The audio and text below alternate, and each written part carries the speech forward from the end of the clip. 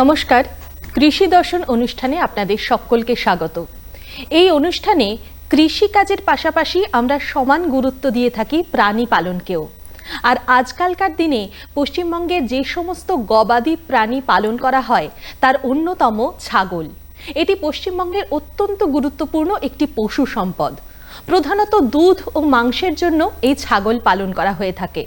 বর্তমানে পশ্চিমবঙ্গের যে সমস্ত বেকার যুবক যুবতী রোজগারের পথ খুঁজছেন, স্বনির্ভরতার লক্ষ্যে পৌঁছতে চাইছেন, তারা কিন্তু অনায়াসে এই ছাগল পালনকে নিজেদের জীবিকা হিসেবে গ্রহণ করতে পারেন। আজকে আমাদের আলোচনার বিষয় স্বনির্ভরতার লক্ষ্যে ছাগল পালন। আর এই বিষয়ে আলোচনা করার জন্য দুজন বিশেষজ্ঞ অতিথিকে আমি আমার সঙ্গে পেয়েছি। আমার সঙ্গে রয়েছেন ডক্টর কেশব চন্দ্র ধারা, উপ অধিকর্তা খামার, পশ্চিমবঙ্গ প্রাণী ও মৎস্য বিজ্ঞান বিশ্ববিদ্যালয়। নমস্কার। এছাড়াও রয়েছেন ডক্টর সৌরভ চন্দ্র, যুগ্ম নিবন্ধক, পশ্চিমবঙ্গ প্রাণী ও মৎস্য বিজ্ঞান বিশ্ববিদ্যালয়। নমস্কার। আমরা এই বিষয়ে আলোচনায় আসবো। একটি অত্যন্ত গুরুত্বপূর্ণ বিষয় স্বনির্ভরতার লক্ষ্যে ছাগল পালন। প্রথমেই আমি কেশববাবু আপনার কাছে জানতে চাইবো একটু, এই যে স্বনির্ভরতা অর্জনের জন্য ছাগল পালন, এটিকে কেন একটি বর্তমানে ভালো বিকল্প হিসেবে ভাবা হচ্ছে? একটা জিনিস, প্রথম কথা আমাদের বুঝতে হবে স্বনির্ভরতা কি। মানে আমাদের যদি নিজের জীবিকা যেভাবে কমে আসছে, সেই জীবিকাকে যদি সমৃদ্ধ করতে পারি, নিজের পায়ে নিজে স্বনির্ভর হওয়ার মূল উদ্দেশ্য হচ্ছে নিজের পায়ে দাঁড়ানো। অর্থাৎ কিনা আমি যে গ্রাসাচ্ছাদন বা আমার যে দৈনন্দিন প্রয়োজনের জন্য যে আর্থিক ব্যবস্থাপনার দরকার, সেই আর্থিক ব্যবস্থাপনা সংকুলান করা। এবং এই জায়গায় দাঁড়িয়ে ছাগল পালন একটা গুরুত্বপূর্ণ বিষয়। কারণ কৃষি জমি তো আর নিরন্তরভাবে বাড়বে না, এবং কৃষি জমিকে আপনি বাড়াতেও পারবেন না। তাহলে অল্প জায়গায় বেশি লাভের ব্যবস্থা করার জন্য ছাগল পালন একটা গুরুত্বপূর্ণ বিষয়। আর আমরা খুব সৌভাগ্যবান, বিশেষ করে বাংলার মানুষের কাছে, যে আমাদের কাছে একটা খুব উন্নত মানের প্রজাতির ছাগল আছে, যেটা আমাদের এই আবহাওয়ার মধ্যে থাকে এবং সেটা খুব কম জায়গায় থাকতে পারে। আর বিশেষ করে আমাদের মায়েদের এবং মহিলাদের ক্ষেত্রে এই স্বনির্ভরতাটা খুব গুরুত্বপূর্ণ। কারণ আমরা পৃথিবীতে বলি যে অর্ধেক আকাশ মায়েদের জন্য। সেই অর্ধেক আকাশ যদি সমৃদ্ধ না হয় অর্থনৈতিকভাবে, তাহলে কিন্তু আমরা পিছিয়ে যাব। এবং ছাগল পালন এই মায়েদের ক্ষেত্রে খুব অনায়াসে এগিয়ে আসতে পারবেন, কারণ ছাগল পালনের খুব বেশি ঝক্কি নেই। একেবারেই। আমি সৌরভবাবু আপনার কাছে একটু জানতে চাইবো, এই যে ছাগল পালন নিয়ে আমরা কথা বলছি, যে কোনো ক্ষেত্রেই পশুপালন হোক বা কৃষিকাজ হোক, জাত তো একটা অন্যতম গুরুত্বপূর্ণ বিষয়। সেক্ষেত্রে একটা জাতের প্রশ্ন উঠে আসে। এক্ষেত্রে আমরা কোন জাতের এই ছাগল পালন করতে পারি এবং সেটার উপর গুরুত্ব কেন দেব আমরা? হ্যাঁ, আপনি শুরুতে যেটা বললেন যে ছাগল পালন করে আমরা দুধ পেতে পারি, মাংস পেতে পারি, তো শুরুতেই মনে রাখতে হবে কি উদ্দেশ্যে আমরা ছাগল পালন করছি। আমরা যদি দুধের জন্য শুধু করি বা মাংসের জন্য পালন করি বা দুধ মাংস দুটোর জন্যই করি, তাহলে আলাদা আলাদা জাত আছে। যেহেতু আমরা স্বনির্ভরতা নিয়ে আলোচনা করছি, মহিলাদের স্বনির্ভরতার জন্য পশ্চিমবঙ্গে বাংলার কালো ছাগল, যে আমাদের নিজস্ব জাত আছে, ব্ল্যাক বেঙ্গল গোট যাকে বলা হয়, সেই ছাগলটি খুবই উপকারী। কেন? এর মাংসের দাম খুব ভালো, মাংসের স্বাদ ভালো, দ্রুত বাচ্চা দেয় এবং এদের খরচও খুব কম হয়। মানে স্বনির্ভরতার জন্য মহিলারা খুব অল্প খরচ করে বেশি লাভ এর থেকে করতে পারে, রোগ প্রতিরোধ ক্ষমতা বেশি, এবং এদের চামড়াও খুব বেশি দামে বিক্রি হয়, এদের পায়খানা যেটা সার হিসাবে বিক্রি হয়, তো নানাবিধ লাভ আসতে পারে। তো বাংলার ছাগল জাত থেকেই আমি বলবো যে পশ্চিমবঙ্গের আলোকে এটার জন্য বাংলার কালো ছাগল, এটা কিন্তু মানে গোটা পশ্চিমবঙ্গে বেশ মানে একটা গুরুত্বপূর্ণ একটা জাত হিসেবে ধরা হয়। একেবারেই। কেশববাবু আপনার কাছে যাব। আমরা ছাগলকে সাধারণত মাঠে ঘাটে চড়তে দেখি, তারা খাদ্য খায়, মানে ওখান থেকেই ঘাস খায়। একটু ভালো করে বলুন না যে কিভাবে খাদ্য ব্যবস্থাপনা তাদের করা উচিত। ছাগল পালনের যে জাতের কথা ডক্টর চন্দ্র বললেন, এবং ছাগল পালনের আমরা যদি দৃষ্টিভঙ্গি নেই, তাহলে প্রথম যে বিষয়টা আসবে খাবার। যদিও অনেকে বলে ছাগলে কিনা খায়, পাগলে কিনা বলে, কিন্তু এটা মুখের কথা। ছাগল কিন্তু খুব সিলেক্টিভ খাবার খায়। আপনার ছাগল যদি চড়ে তার সারাদিন যে চড়ে যে খাবার নেয়, তার 80 থেকে 90% সেখান থেকে সে তার দৈনন্দিন প্রয়োজন নিতে। কিন্তু তার ছাড়াও তাকে কিছু অন্যান্য যেমন আমি বিশেষ করে বলছিলাম মায়েদের ক্ষেত্রে বা যারা আমাদের স্বনির্ভর হতে চান তাদের ক্ষেত্রে যদি আমরা গৃহস্থালী পদ্ধতিতে করি, বাড়ির যে সবজি কাটছি সেই সবজির যে অংশ সেগুলো যদি দিই, তারপরে ভাতের যে অংশ যেটা থাকছে সেখান থেকে দিচ্ছি, একটু খোল দিই বা এই জাতীয় বা একটু ধরুন ডালের জিনিস দিলাম, ফলে একটু প্রোটিন তাকে দেওয়া হলো এবং যে সবুজ খাদ্য, এই দুটো মিলিয়ে একটা ছাগলের পুষ্টির যে প্রয়োজনীয়তা সেটা মূলত মিটে যায়। এখন বিষয়টা হচ্ছে যে আমি কোন ছাগলের ক্ষেত্রে, যদি ধরুন গর্ভবতী ছাগল থাকে তাকে আমাকে অতিরিক্ত পুষ্টির ব্যবস্থা করতে হবে, যদি পুরুষ ছাগল থাকে প্রজননক্ষম পুরুষ ছাগল তাকে একটু অতিরিক্ত পুষ্টির ব্যবস্থা করতে হবে। সেক্ষেত্রে আমরা যদি একটা ধরুন বাংলার কালো ছাগলের কথা বলছে 15-16 কেজি এরকম বডি ওয়েট হয়, তাকে যদি 100 থেকে 150 গ্রাম দানা খাবার আমরা দিই, দানা খাবারে মূলত কি আছে, ডাল জাতীয় থাকবে, কিছু খোল জাতীয়, যাতে প্রোটিন পার্সেন্টেজটা বেশি থাকে। কারণ আমরা এই সমস্ত যে খাবারগুলো ওরা চড়ে খায় তাতে মূলত সবুজ অংশটা থাকে, তাতে মূলত কার্বোহাইড্রেট এবং সেলুলোজ থেকে তারা কার্বোহাইড্রেট নিজেদের শরীরে তৈরি করে নিতে পারে, কিন্তু প্রোটিনটা তাদের যে প্রয়োজনীয়তা সেটা আমাদের তাদেরকে দিতে হবে। এমনি যারা বড় করে ছাগল খামার করতে চান তারা যদি আলাদা করে গোখাদ্য মানে সবুজ খাদ্যের চাষ করেন, বিশেষ করে আমরা গ্রাম বাংলার কথা লক্ষ্য রেখে বলছি, কাঁঠাল পাতা, বট পাতা, অশ্বত্থ পাতা, সুবাবুল পাতা, এগুলো ছাগলের খাবারের পক্ষে খুব গুরুত্বপূর্ণ এবং এগুলো এরা খুব ভালো খায় এবং এইগুলো যদি আমি দিই এতে পুষ্টিগুণও তারা ভালো পাবে এবং পেটও অনেক ভরে থাকবে।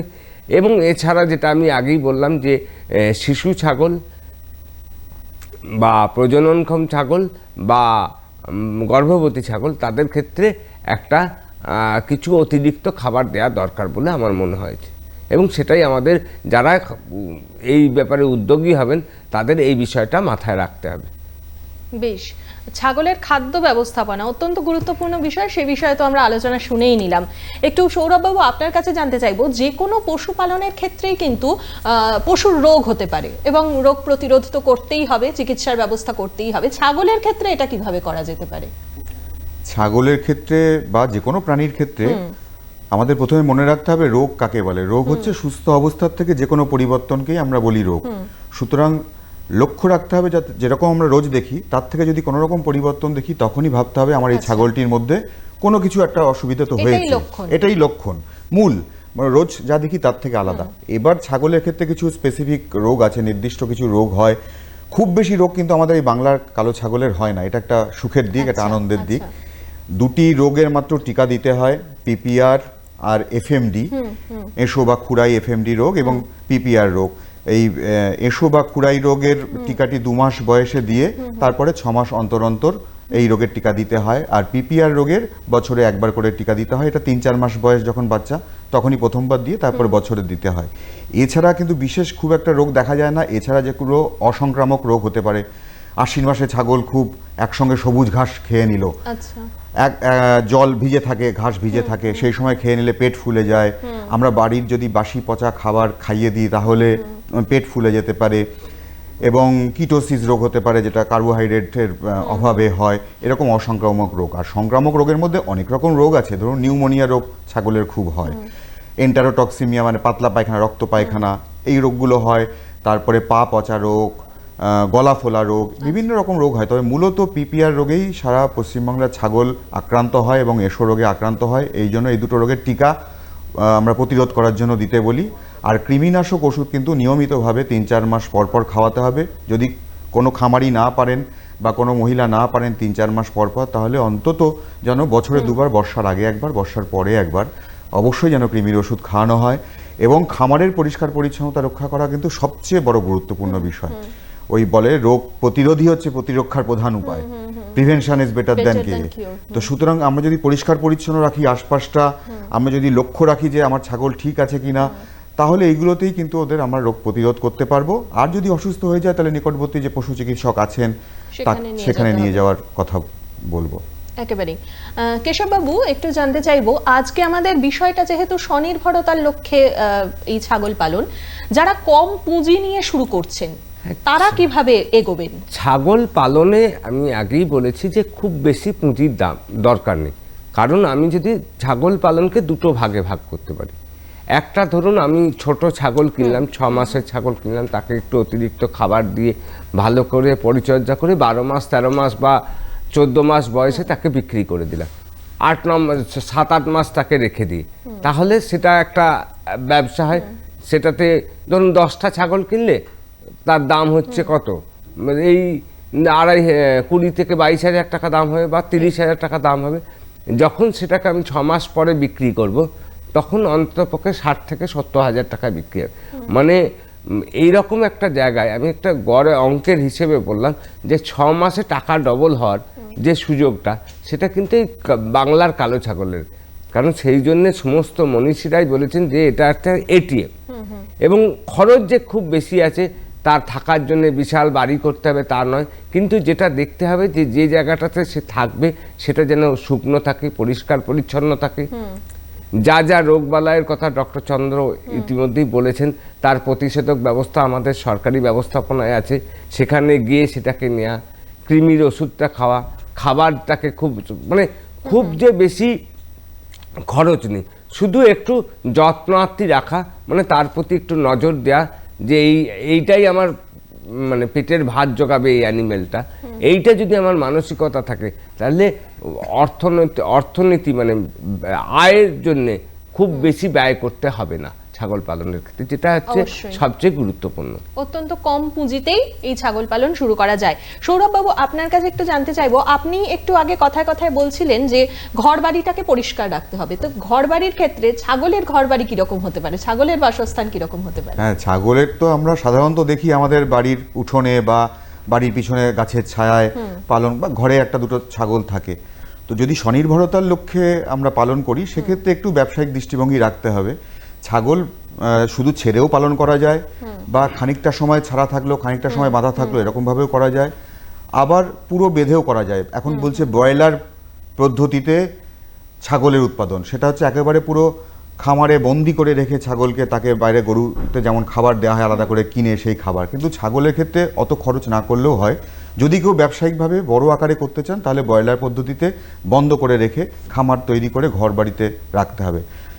অন্যথা এমনি ছোট ঘর যেটা আমার বাড়ির উঠোনে আছে, সেখানেই আমরা পালন করতে পারি। বাড়ির থেকে কাছাকাছি কোনো একটা জায়গা যদি আমি পাই, যেখানে চাষের জমি আছে, যেখানে খাবার নিয়মিতভাবে পাবে, যে খাবারগুলো বললেন ডক্টর ধারা, সেই খাবারগুলো ঘাস পাতা এগুলো পাওয়া যাবে, সেরকম জায়গায় পালন করাই ভালো।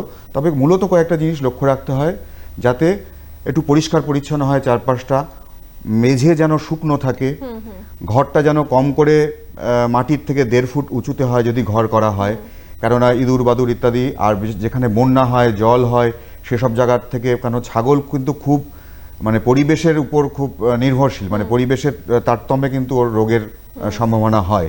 এই জন্য যেখানে জল বৃষ্টি হয়, বন্যা হয়, সেসব জায়গায় একটু উঁচুতে ঘর করে আমরা ঘর বিভিন্নভাবে করতে পারি। ইংরাজির এ আকারে ঘর করা যেতে পারে, যাতে দুপাশ থেকে খুব, যেখানে বন্যা হয় খুব বৃষ্টি হয়, সেখানে আমরা এর মতন করে করতে বলি, যে দুপাশ দিয়ে জল ঢালু হয়ে বেরিয়ে যাবে। আবার না হলে মেঝের সমান করে ঘরের দাওয়ার সমান লেভেলেও করা যেতে পারে, যদি ঘরের মধ্যে কেউ পালন করে, অথবা মাটির থেকে উঁচুতে যেখানে বন্যা জল জমে কাদা হয়। আর বড় খামার হলে সেখানে রাস্তাঘাটের ব্যবস্থা দেখতে হবে, সঠিক রাস্তাঘাটের ব্যবস্থা আছে কিনা, কেন বাজার যাতে করতে হবে ছাগলটাকে পরে আমাকে। পরিষ্কার পরিচ্ছন্নতা বজায় রাখা, শুকনো মাটি রাখা, আলো বাতাস খেলা, এবং ঘরটা যদি পূর্ব পশ্চিম বরাবর তৈরি করা হয়, তাহলে আলো বাতাসটা ভালো খেলে। এই সবগুলোই লক্ষ্য রাখলেই বাসস্থান ভালো হবে। একেবারেই।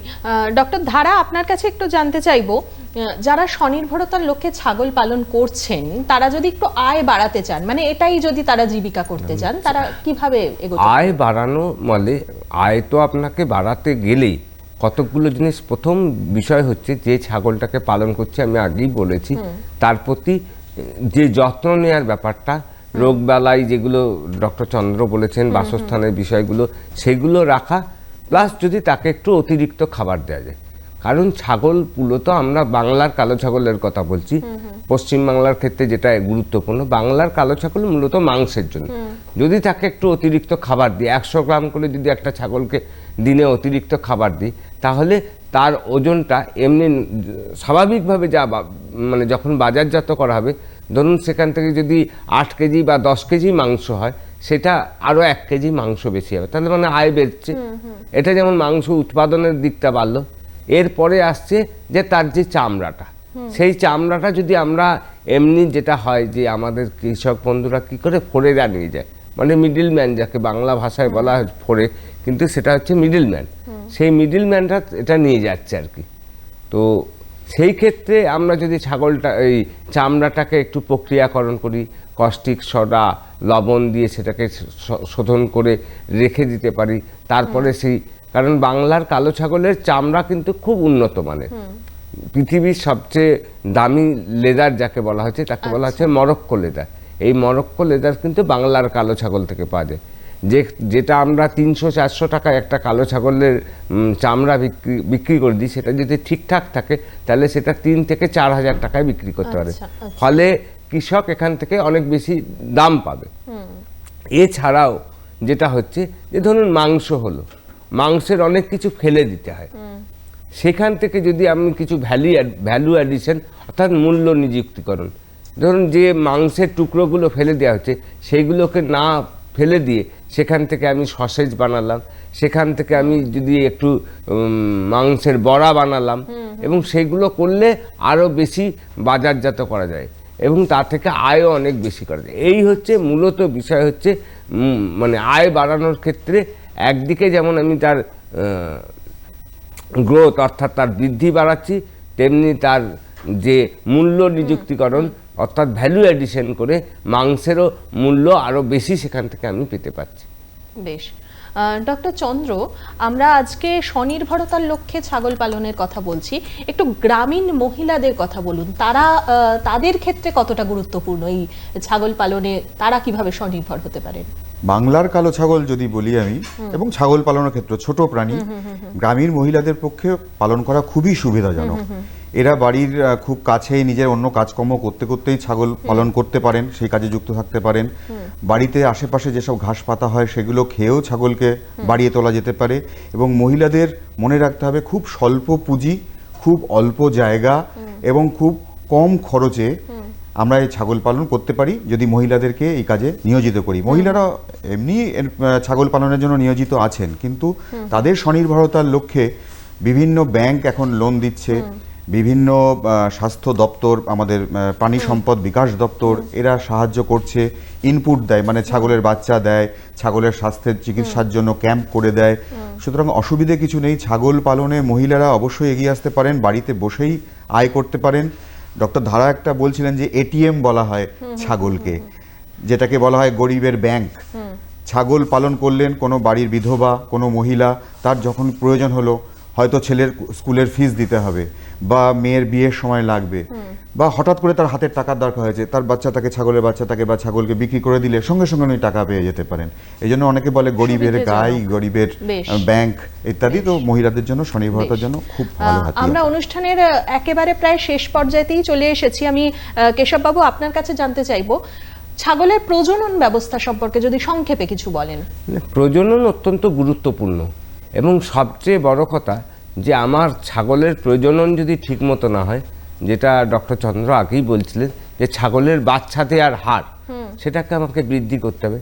আমরা গ্রাম বাংলার অনেক মানুষ মনে করি যে আমাদের বোধহয় ওই বড় বড় ছাগল, যেটাকে রাম ছাগল বলা হয়, যেটা হচ্ছে বিহার বা উত্তরপ্রদেশ থেকে আসে, সেই ছাগলের চেয়ে আমাদের বাংলার কালো ছাগল, তাকে যদি আমরা সংরক্ষণ করি এবং তার যদি প্রজনন করাই, তাহলে অনেক বেশি, কারণ সেখান থেকে বছরে একটা ছাগল হবে, সেটা ধরা যাক 40 থেকে 50 কেজি, কিন্তু এখানে বছরে দুবার বাচ্চাও দিতে পারে। এবং যদি ধরে নিই 1.5 বছরে দুবার, মানে 2 বছরে 3 বার বাচ্চা দিচ্ছে, এবং গড়ে যদি 2টো করে বাচ্চা দেয়, তাহলে 6টা বাচ্চা হচ্ছে। 6টা বাচ্চা থেকে সেখানে আমি 90 থেকে 100 কেজি প্রোডাক্ট পাচ্ছি। ফলে আমার বাংলার কালো ছাগল পালন করা অনেক গুরুত্বপূর্ণ, এবং তার প্রজননের দিকটা দেখানো, যখন ছাগল যখন ডাকবে তখন তাকে যে পুরুষ প্রজননক্ষম ছাগলের কাছে নিয়ে যাওয়া, যেটাকে আমরা পাঠা ছাগলের কাছে নিয়ে যাওয়ার কথা বলছি, সেটা ঠিক টাইমে এই নিয়ে যেতে ব্যাপারগুলো হবে। মাথায় রাখতে হবে। এবং সবচেয়ে বড় গুরুত্বপূর্ণ বিষয় হচ্ছে, আমি সব জায়গাতে সবাই কৃষকদের কাছে বলি, আমরা এটা বুঝি না যে এই পাঠাটাকে পরিবর্তন করা দরকার। ধরুন এ গ্রামে আমি আছি, যে পাঠাটা আছে সেটাকে আমি যদি 1 বছর পরে বি গ্রামের সঙ্গে পাল্টাই তাহলে অনেক বেশি সুবিধা হবে। কারণ একটা বিজ্ঞানের ভাষায় হচ্ছে, যদি নিজেদের মধ্যে মিলন হয় তাহলে প্রজনন ক্ষমতাটাও অনেক কমে যায় এবং বাচ্চা দেওয়ার হারও কমে, বৃদ্ধিও কমে। ফলে আমাদের প্রতি বছর অন্তর পাঠা পরিবর্তন অর্থাৎ পুরুষ ছাগলের পরিবর্তনটা খুব গুরুত্বপূর্ণ। আমরা একেবারে শেষ পর্যায়ে চলে এসেছি, আর সময় নেই। আজকে অত্যন্ত গুরুত্বপূর্ণ একটি বিষয় নিয়েছিলাম, স্বনির্ভরতার লক্ষ্যে ছাগল পালন। গ্রামীণ লোকজন, বিশেষত গ্রামীণ মহিলা যারা আছেন, তারা যদি খুব সুবিধাজনক একটি পদ্ধতি চান যাতে করে আপনি আপনার জীবিকা নির্বাহ করতে পারেন, আপনার আয় বাড়াতে পারেন, অবশ্যই নির্দ্বিধায় নিঃসন্দেহে আপনি ছাগল পালনের দিকে এগোতে পারেন। এই আলোচনায় আজকের এই আমাদের আলোচনা থেকে উঠে এলো। এবং একটু কথা বলে নি যে আমাদের সময় একেবারেই একটুখানি বলে নেওয়া দরকার এখানটাতে, যে ভারত সরকার এবং পশ্চিমবঙ্গ সরকারের ছাগল পালনের বিভিন্ন প্রকল্প আছে, ন্যাশনাল লাইভস্টক মিশন এবং এই ধরনের বিভিন্ন প্রকল্প, যেগুলো থেকে আপনারা আর্থিক অনুদান শতকরা 40% আপনি এখান থেকে সাবসিডি পাবেন। আর্থিক অনুদানেরও ব্যবস্থা আছে। সবকিছুই শুনলাম আমরা। নিশ্চয়ই আপনারা যেভাবে আমাদের বিশেষজ্ঞরা বললেন সেই পরামর্শ মেনে যদি ছাগল পালন করেন লাভবান হবেন, এটুকুই আমরা আশা করতে পারি। প্রত্যেকে ভালো থাকুন, সুস্থ থাকুন, কৃষি দর্শন দেখতে থাকুন আর ডিডি বাংলার সঙ্গে থাকুন। নমস্কার।